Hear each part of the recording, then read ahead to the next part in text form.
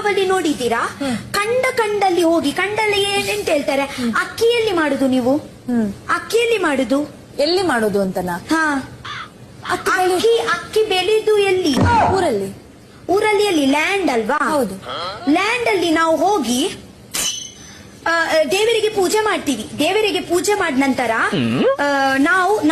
ನಾವು ಎಲ್ಲಿ ಅಕ್ಕಿ ಮಾಡ್ತೀವಿ ಅಲ್ವಾ, ಅಲ್ಲಿ ಹೋಗಿ ಒಂದು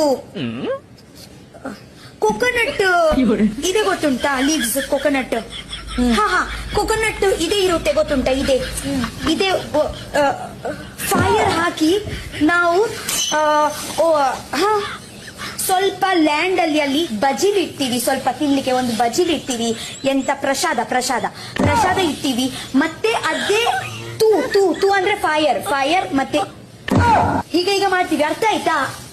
ಗೊತ್ತಾಯ್ತು. ಅದೇ ಗ್ರೀನ್ ಇರಲ್ಲ, ಬ್ರೌನ್ ಇರುತ್ತೆ. ಹೌದು, ಮುಳುಗಿರುತ್ತೆ. ಹಾ, ಅದೇ ಈಗ ಮಾಡಿ ಇಟ್ಟಿ ಓ ಬಲರಾಮ ದೇವರು ನಮ್ಮ, ಓ ಬಲರಾಮ ಅಂತ ಹೇಳಿ ಕೂ ಅಂತ ಹೇಳುದು, ಮತ್ತೆ ಇಡುದು, ಕತ್ತಲಲ್ಲಿ ಹೋಗುದು.